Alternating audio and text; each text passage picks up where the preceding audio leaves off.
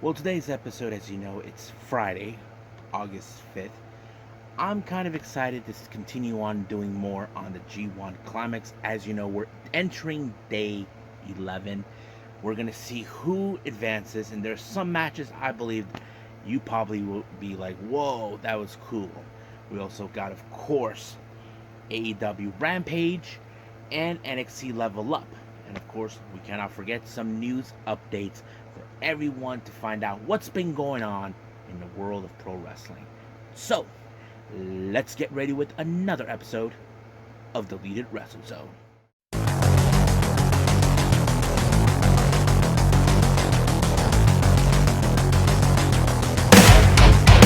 Are you ready? Get up, get up! Get up, get up! Get up, get up!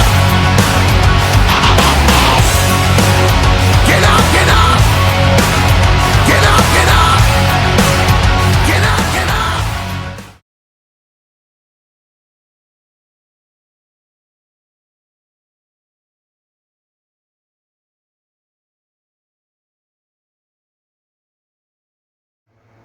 Welcome everybody to Deleted Wrestle Zone, all things that is pro wrestling with AEW, NXT, New Japan Pro Wrestling, Impact Wrestling, the National Wrestling Alliance, various promotions, wrestlers, matches, and championships. I am your host, J-Rod here. So, let's begin with the actual matches involving the G1 Climax. As you know, there's 5 matches involved, and of course, 2 of the blocks are doubled. First match, coming from D block, we have Yujiro Takahashi along with Pita taking on Juice Robinson. However, Yujiro Takahashi wasn't there alone. He has his fellow House of Torture member, Sho, who's also a member of the Bullet Club. However, Juice Robinson doesn't trust Sho in every way aspect, so he has been trying to tell him, get the fudge out of here. But basically, they're trying to do the too sweet. It wasn't happening for Juice. Now, this is a side of Juice I never seen. However, Juice did mention a couple of times, Yujiro Takahashi never beaten me. But the obvious question is, could that change today? Well, obviously, we know the House of Torture, how they are. They cut corners every single time. Not to mention, it worked. Thanks to Sho, and of course, thanks to the cane that went up to low blow to Juice, and of course, a right north to the face of Juice Robinson. So that means in this currently that Yujiro won the match. He right now currently has about 2 wins and 2 losses. As for Juice, well, this one is a little disappointing. He has 3 losses and 1 win. So I don't know how this one's going to keep going, but this is really bad for Juice at the moment. And I'm sure he's not really happy with the results. Now, our next match, we have Chase Owens of the Bullet Club taking on Suzuki Gun's Taichi. Now, I thought this match was very interesting because, as you know, Chase Owens is trying to reach the top. Not to mention, he's also one of those guys that likes to brag about who he beat in the year before. Before that, I don't know. But you would have assumed that Chase Owens would have done it since he's been improving. But however, Taichi, who is one of those guys you know that everybody wants to get behind, he actually pulled it off.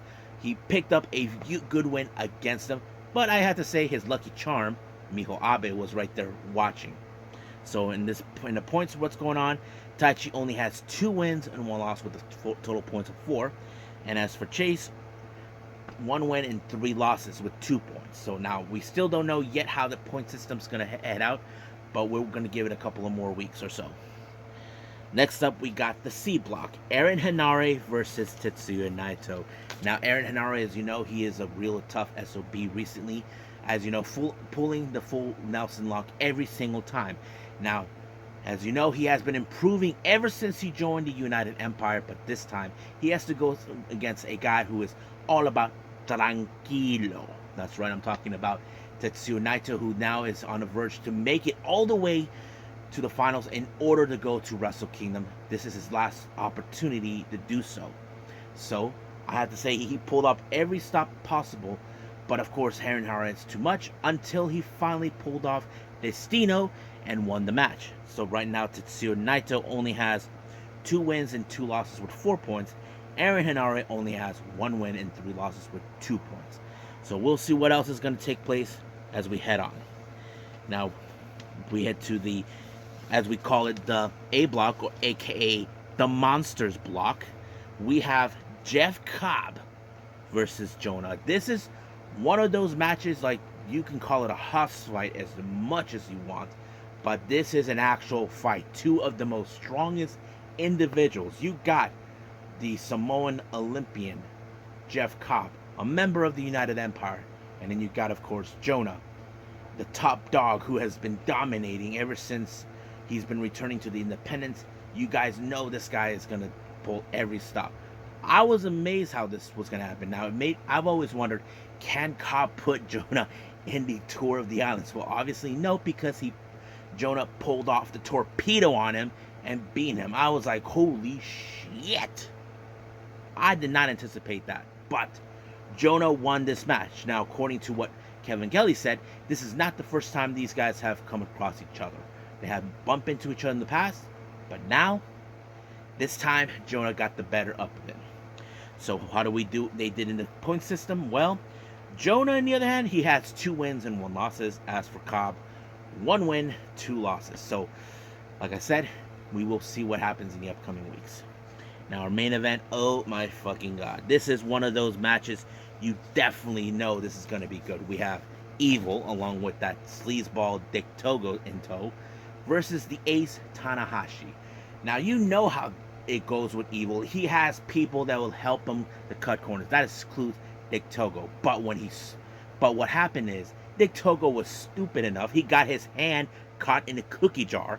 He rang the bell to make it look like that Tanahashi won. But, as you know, Evil always slams his victims into the timekeeper's table with no remorse. This time, he told the ref what they did, and the officials kicked Dick Togo out.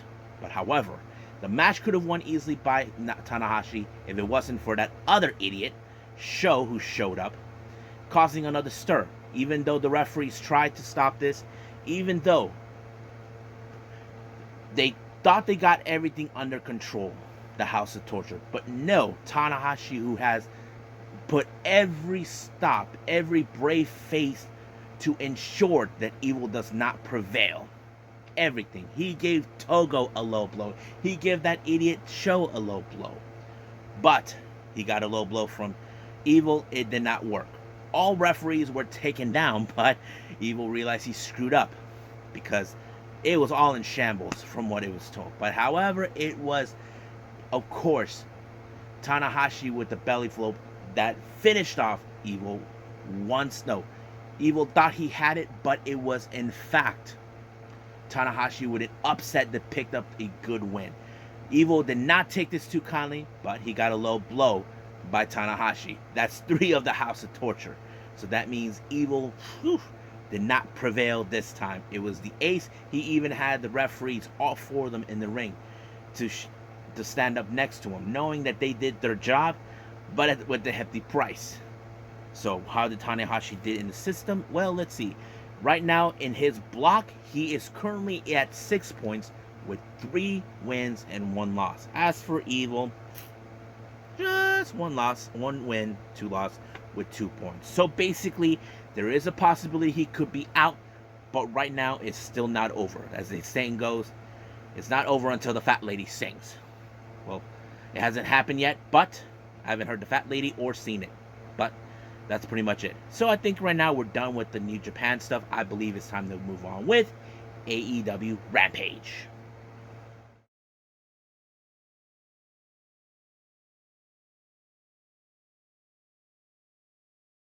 Okay, so let's continue with AEW Rampage. It opened up with an eliminator match between Jon Moxley and Mance Warner. Now, this is Mance Warner's AEW Rampage debut. Now, this is one of those matches that you know is going to be good because these 2 guys, they just love to fight. That's how Regal would describe it. So, you know that Mansoor, what he does, if you guys ever seen him, he is a total nut job. That's the whole point about him. But one thing is for sure, Moxley did make him bleed, and he made him tap out or passed out when he applied the Bulldog on him, and it was over right from there. So, if he would have won this match, he would have got an opportunity for the interim AEW World title right after this past Wednesday that's coming up. As you know, Jon Moxley will be walking in to take on Chris Jericho, or should I say, the Lionheart Chris Jericho. That is who we're going to see. Now, last week we saw what happened to Ricky Starks. As you know, Ricky Starks is on a warpath against Hobbs for betraying him. Now, things may not have gone as well while he was being interviewed, but all of a sudden, QT and the rest of the factory are trying to recruit him. Now, Aaron Solo, who's been an old friend of his for a long time, tried to tell him that he needs the help. Now, Ricky Starks, he doesn't seem like he wants anybody's help, but QT Marshall is confident enough to believe that Ricky Starks will eventually change his mind and see that they are right. Because Aaron Solo said he's always been right about everything. But the real question is Ricky Stark going to start believing him, or he's just going to do his own thing and follow his own way? We'll find out soon enough. Now, our next match, we have an incredible match with, of course, Konosuke Takeshita taking on Ryan Menace. Now, however, the X Factor in this match is, of course, Pretty Peter Avalon, who's out there. Now, keep in mind, Konosuke Takeshita is in a warm-up match for his Battle of the Belts match against Claudio Castagnoli for the ROH title. You can say that this match did end it in his favor, destroying Ryan Menace, but in the process, as soon as the match was over, Peter Pretty Avalon tried to get retribution, but he got the jumping knee for his troubles. Now, as you guys know, the best friends, things are not been looking up for them recently, you know, with, of course, Wheeler Yuta joining Blackpool Combat, Chris Statlander doing her own thing. Well, as you know, this past Wednesday we did see Orange Cassidy not winning his match, but as you know, there's always a drawback. Apparently, they found that they want to enter the tournament for the Trios Championship, which is not bad. I'd say it would be perfectly. And of course, when they're about to do their little thing, Dr. Danhausen was there. So basically, I don't know what it was that about, but I thought it was funny. Now, our next match is the in-ring debut of Madison Rayne. If you guys know this, Madison Rayne has signed with AEW as a AEW wrestling women's coach for the women's division, but this time she's going to be facing against Jade Cargill, which is something she wants to do. However, Stokely Hathaway decided to put her through the test against Layla Gray. Now, things may have gone Stokely Hathaway's way, but you cannot deny the ability of a veteran like Madison Rayne. Madison Rayne has done it all. She's been champion, but it did not work until the Cross Reigns. It was over. Jade Cargill thought she can try to handle it by sending Kiera Hogan of the Baddies to deal with her. It did not work exactly like she planned. But is Jade Cargill should be worried, because right now she still hasn't faced Chris Statlander or Athena. But it wouldn't be surprisingly if that does happen. Now, our main event is the AEW World Tag Team titles in a street fight match between, of course, Josh Woods, who is the newest client to Smart Mark Sterling, and Tony Nese, taking on Swerve in Our Glory, Strickland, and Lee. Now, this happened not about a week ago, where Strickland was in a match in the triple threat match, in a handicap match against Nese and Sterling. But as soon as the match was over, someone attacked Keith Lee, and it was Josh Woods. So it looks more like they were targeting them for the tag titles. But of course, Strickland hasn't forgotten what Sterling was trying to do. He was trying to get people to sign a petition to kick Strickland out, but it did not work. It backfired. But he did say, if you just want a tag team titles opportunity, all you gotta do is be a man and ask. And it's true. Sterling, who's being such a dumbass as an attorney, decides to send people to attack them to send a message. But the match was insane. All type of weapons. Sterling got put through a table. Thank you, Keith Lee. So he got what he got coming. But oh my goodness, Keith Lee got put through a table thanks to Josh Woods. But in the process, Tony Nese got the double stomped by Strickland, allowing them to retain the titles. So I have to say this is going to be an interesting tag team reign for these two guys, but we'll see how things will go. But right now, I think that's pretty much it. Let's move on with NXT Level Up.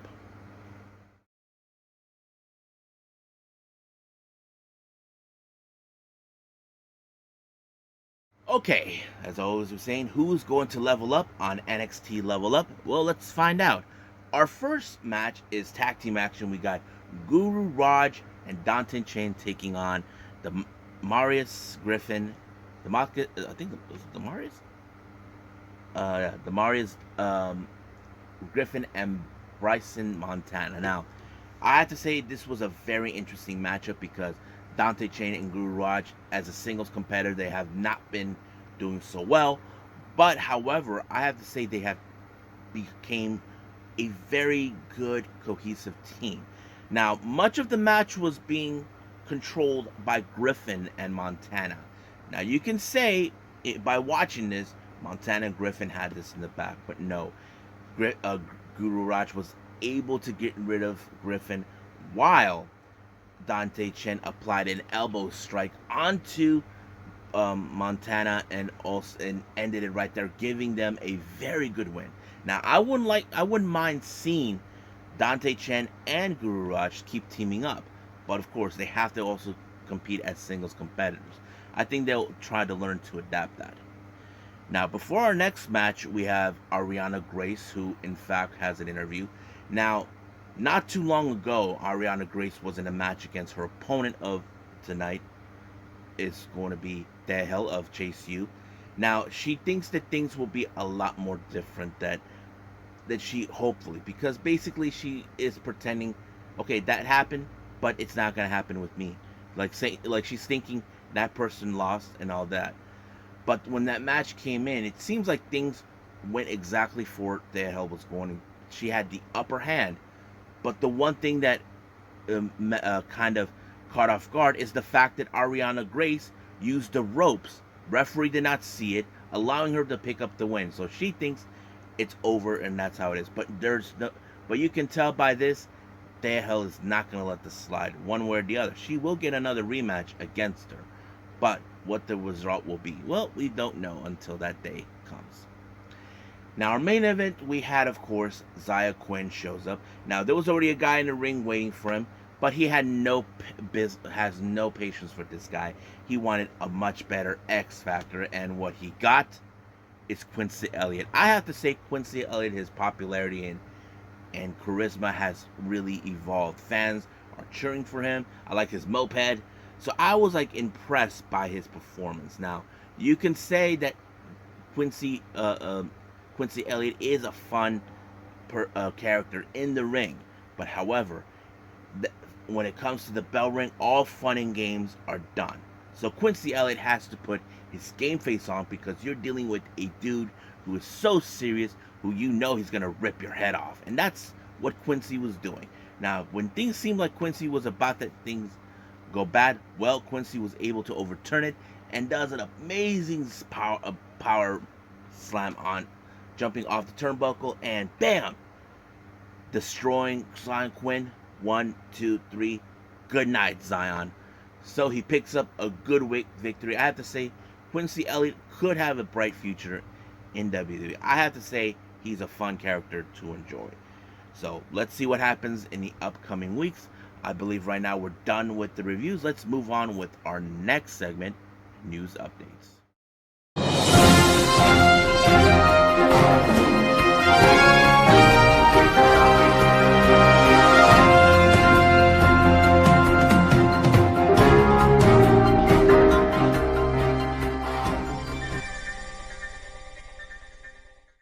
Okay, so today is August 5th. If you guys know this or not, Japan is ahead of us by maybe 12 hours, I'm not sure. But anyway, the most shocking development took place in the latest Nomads Free Summit event, Volume 2. Now, keep in mind, Nomads is a somewhat of an event they throw in for freelancer wrestlers in the Yoshi world. This event was already been booked. However, right after the main event, we just saw the surprise appearance of Jungle Kyona. I was like, whoa, that is interesting.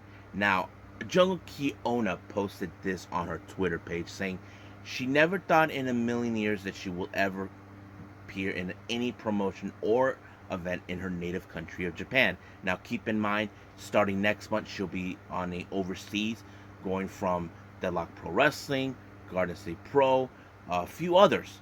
But having bookings in Japan, we never seen her. Now, if you guys remember, 2020 she was out due to multiple injuries. She had multiple surgeries.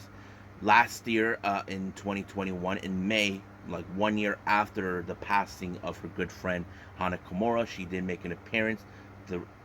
She was the one ringing the 10 bell salute, and then of course we saw her. And then of course months later, we hear the news that Kyona left Stardom. She said that she felt that maybe she might have disappointed some people in the upper management due to the fact that she's been gone for a long period. I don't know if she burned some bridges. That is still unclear to me or many others that I know of.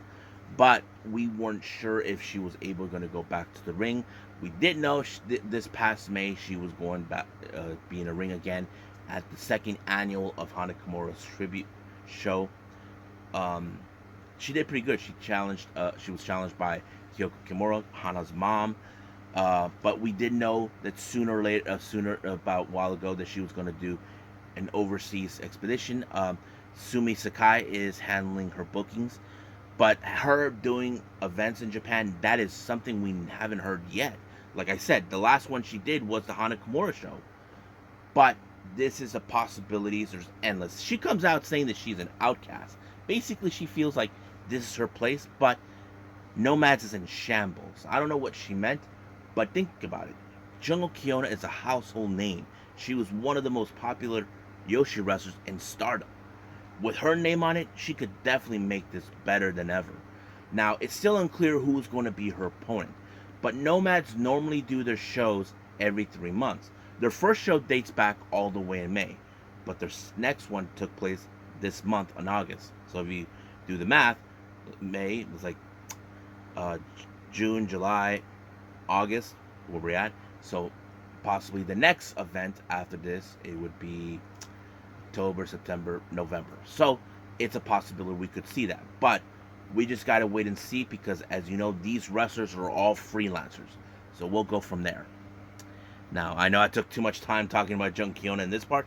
Let's move on to the next thing. Now, if you guys heard about what's been going on with Jonathan Gresham, things have been very interesting. As you guys know, that Jonathan Gresham is no longer with AEW / Ring of Honor due to the lack of communication that she had. Now, Jordynne Grace said out in an interview that there is a possibility that you may see her husband, Jonathan Gresham, in Impact Wrestling. Now, he has made appearance there before, but she said never say never.